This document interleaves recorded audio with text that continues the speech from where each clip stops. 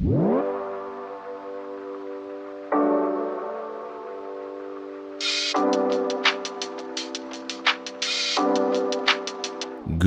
afternoon, good morning, good evening, everybody. It is Friday, July 31st. I'm tired, y'all. And you know what that means. It is time for the High Risk Wrestling Podcast. I am your host, celebrating the summer, Jeremy Pierce. Welcome, one and all. Check out the socials, Charismatic Creations on Facebook and YouTube, Charismatic_Creations52 on Instagram, and of course, the 215 on Twitter. And today's show, SummerSlam is here, the biggest party of the summer. We're going to go over the show, previews, predictions, all of that good stuff. But for now, you know what's next, so just go on and hit my music.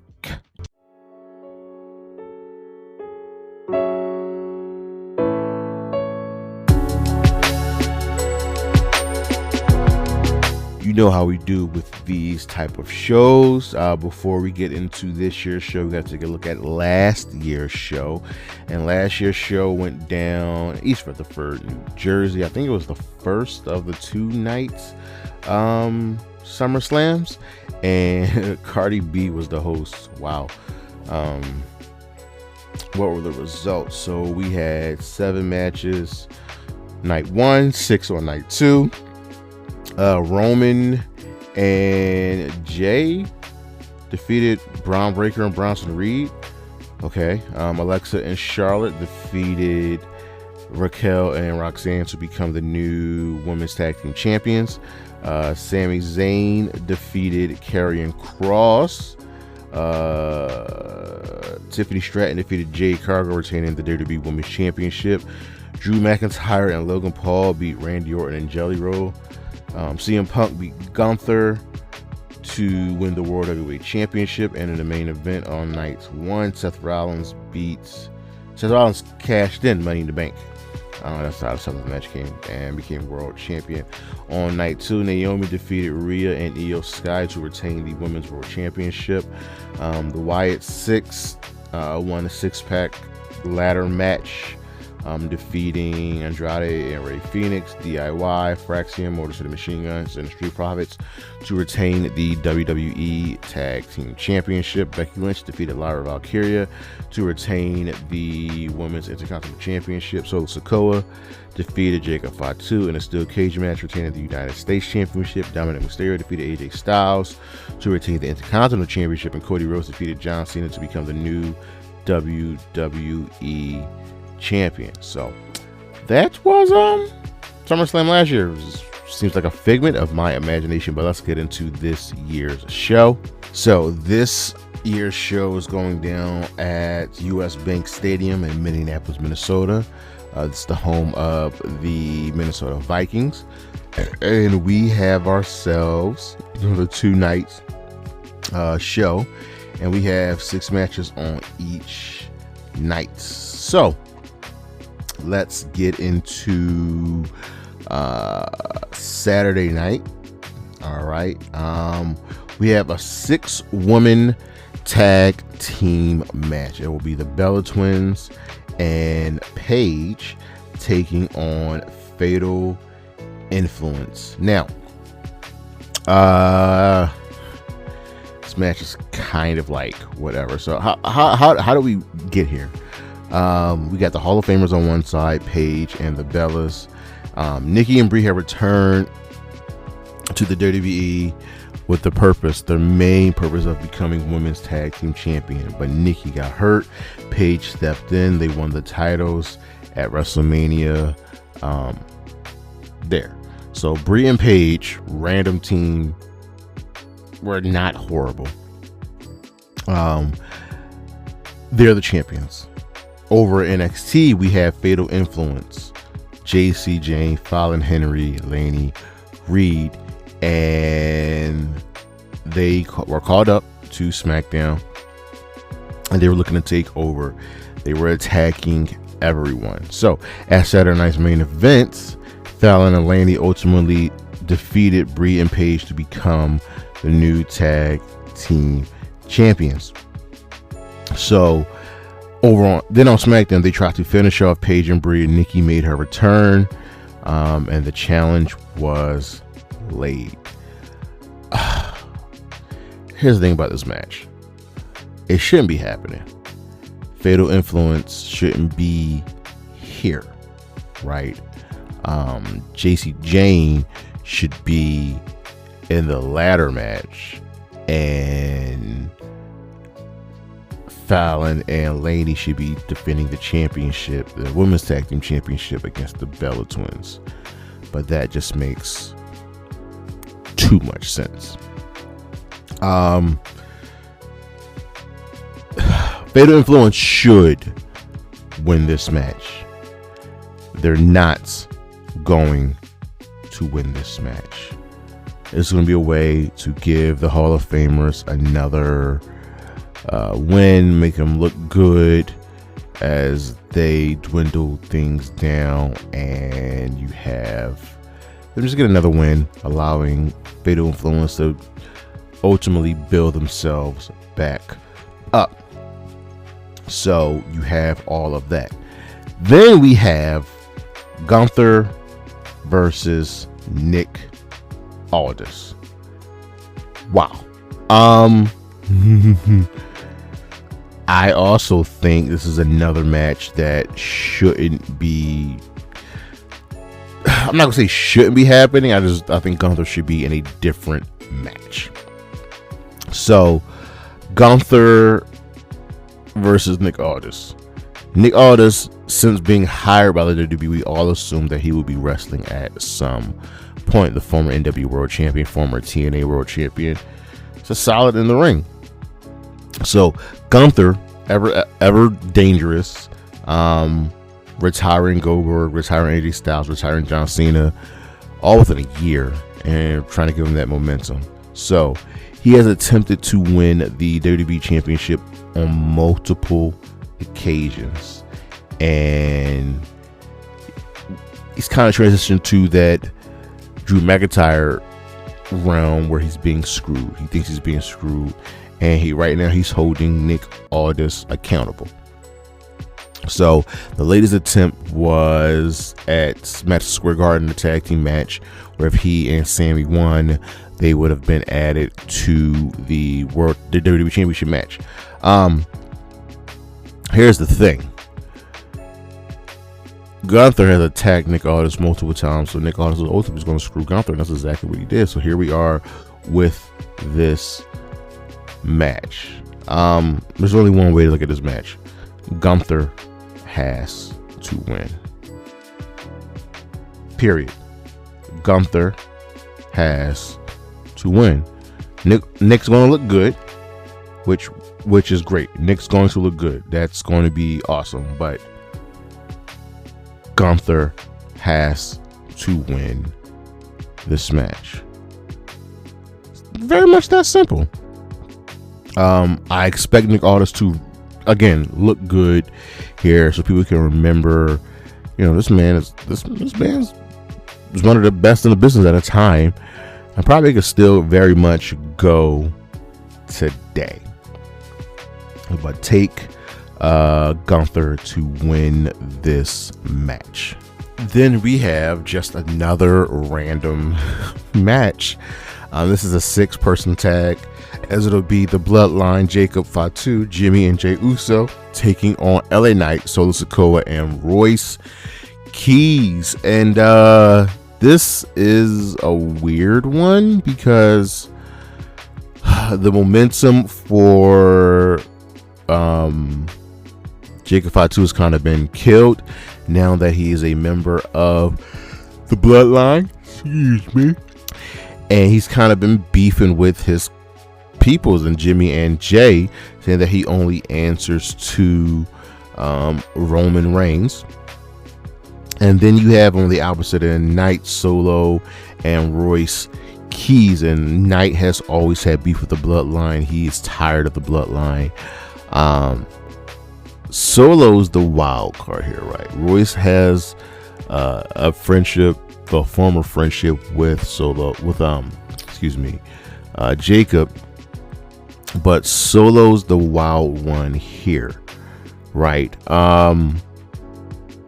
He's kind of been on a face run, and it's been good. It's been better than good. He's been able to show much more of his personality, and it is working. Now, the one thing that many are expecting to happen, I do not want to happen, and that is Solo Sikoa turning on his teammates and rejoining the Bloodline. That would be dumb. Most of this stems from they want Solo to fall in line, the Bloodline that is, and he doesn't want to. And I can understand why. This face run is what's ultimately the intriguing part of this match.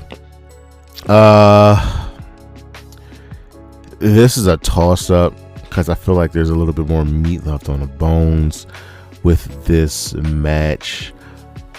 It's tough, but I'm gonna go with Solo Knight and Royce winning, kind of to solidify these three men.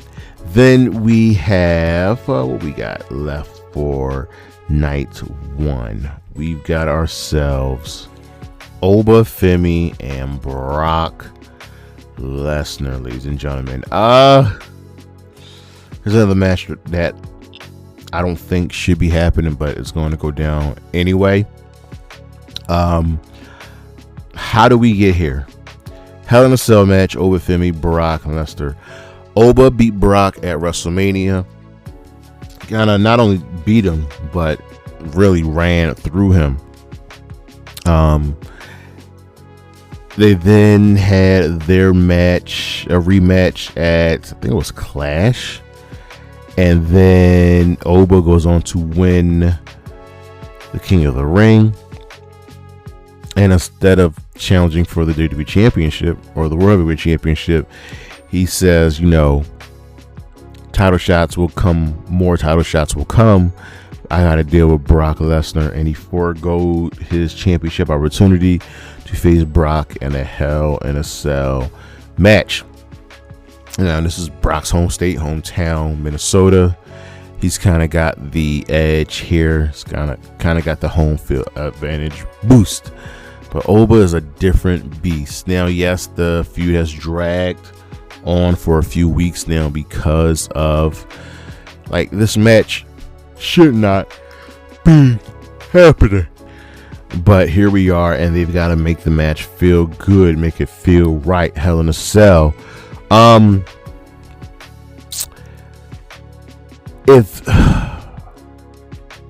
Look, Oba's got to win this match. There are no ifs, ands, or buts about it. There are those who are saying, Oba and Roman is going to be a big match, but it's got to happen a little bit later down the line. I think that is dumb. Don't give me this crap about he's not ready for the main event. You'll never know unless you put them there. But here's the thing, Brock Lesnar is smart. He knows ball. He always kind of knows the right thing to do.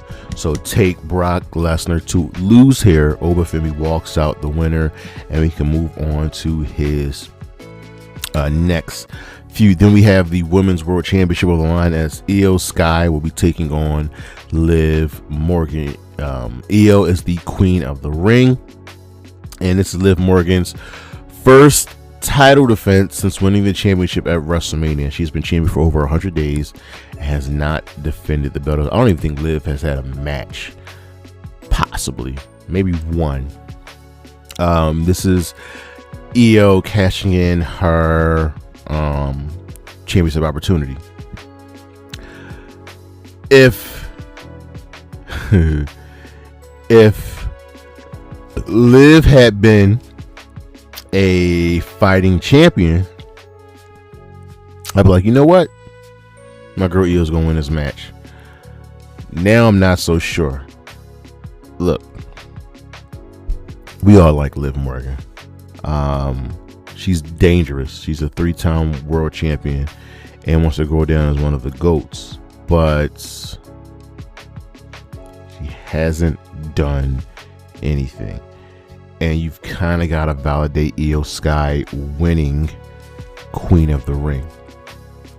You can't fail her. You can't falter there. And now that it's becoming a big thing that Liv has not defended the championship, well, I feel like WWE is going to stand 10 toes down and actually have Liv Morgan retain the championship. And that sucks. But I think Liv is probably walking away with her championship. And then we have probably the main event for night one. This will be the WWE Championship match as CM Punk is putting the title on the line against Cody Rhodes. And how did we get here, ladies and gentlemen? Well, Punk beats Sami for the championship. Sami was WWE champion, won the title, defeated Cody Rhodes at Night of Champions. And he was supposed to put the title on the line against Cody Rhodes. Cody had won a number one contenders match. He got jumped by Gunther, and they were like, yeah, Cody, Sami, you're going to still defend the championship, but we got someone else in line. No rhyme or reason. CM Punk just shows up and gets a WWE Championship match and wins. No longer the voice of the voiceless. He is a corporate stooge. This match was definitely always going to happen, just under different circumstances. Rhodes became the number one contender after defeating Jey Uso. We went through all of that. So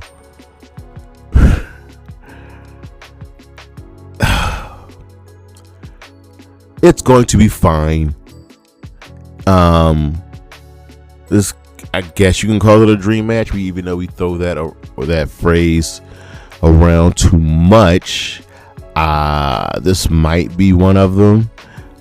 They've taken some shots at each other on the mic, which has been really interesting to see, but that's kind of all the heat they have here, because the real heat with this match stems from Sami Zayn, who won't even be in this match. But fans are also tired of seeing Cody Rhodes get title opportunity after title opportunity, being at the top of the card, so much to the point that they've made note of it on a previous SmackDown.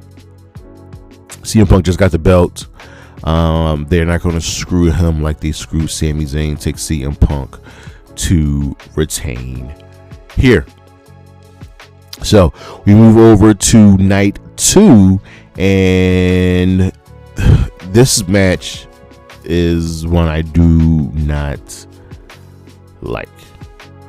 So Trick Williams is putting the United States Championship on the line against a returning Baron Corbin. This feud featured Carmelo Hayes. It was supposed to be Carmelo Hayes, and he's not here. Corbin has stepped in. So that's two big pay-per-views in a row where Melo has been kicked off, and fans are tired of it. Look, Trick is fine. Trick is over because he's Trick. Still average in the ring, but everything else is just clicking for him. And backed by Lil Yachty is helped. Corbin has made his return, so you know that he called a shot. And here we are. Corbin's not winning this match. It would be a little crazy if they do this match, Melo gets kicked out of the match, Corbin steps in, and Corbin wins the championship. This was all about Melo. This was all about Ricky Saints, who was a part of this feud, and they're just not here. They're not on the card. Corbin destroyed both of them, called the shot, won the championship. Won the opportunity to get this title match, and now here we are. Just take Trick Williams to win this match. Then there is Sami Zayn, and he is, I don't want to say this is a nothing match, but this is a nothing match. He is taking on Finn Balor, who won a Fatal 4-Way. This is a number 1 contenders match for the WWE Championship. And it's like them throwing Sami a bone. Like, hey, yeah, we know we screwed you, so here you are on the card. Now, Sami and Finn are good at their job. Very, very good at their job.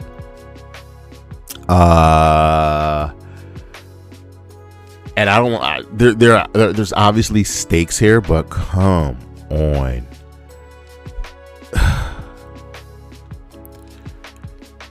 I don't think they're going to put the championship back on Sami Zayn, and that sucks. I think the title reign, the 9-day title reign, was more so an IOU. Sami is going to get screwed probably again, because I can definitely see them running back Finn versus Punk, and let Sami just do what he's been doing, carrying feuds, kind of carrying SmackDown. So take Finn Balor to win this match. Then we have Fatal 5-Way ladder match, to crown interim women's champion, as Rhea Ripley is hurt and she cannot defend the title. And instead of stripping her like they've always done with hurt champions, we're having an interim champion. They just want to keep the title on Rhea. So in this match, our Lash Legend of Julia, it's probably going to be Lash, Charlotte Flair, Alexa Bliss, Jade Cargill, and Tiffany Stratton. So Tiffany Stratton shouldn't be in this match. This should be for Jacy Jayne, and Tiffany should be defending her United States Championship. Makes sense to me, but no. They had her beat Jacy Jayne. Make it make sense, right? You can cancel out Tiffany Stratton to win this match. You can cancel out Lash and or Julia to win this match. So it comes down to Jade, Chelsea, and Charlotte Flair. We kind of know how they think about Chelsea Green. And as much as we all love Chelsea Green, I don't see Chelsea Green becoming the women's champion. So now it falls down to Jade and Charlotte, who should be having a one-on-one match here on the card, but no, they're in this ladder match, which I think is actually going to be good, really good. Might even come out to be the match of the night. But I think this ultimately falls down to Jade and Charlotte, and they can spin off into their own feud, because whoever's champion here will end up facing Rhea Ripley, and that is just another money match. You could do run back Charlotte and Rhea. You can run back Jade and what's her name? Jade and Rhea. So that is all well and good. This is a toss-up, because I ultimately do think it falls down to falls down to Jade and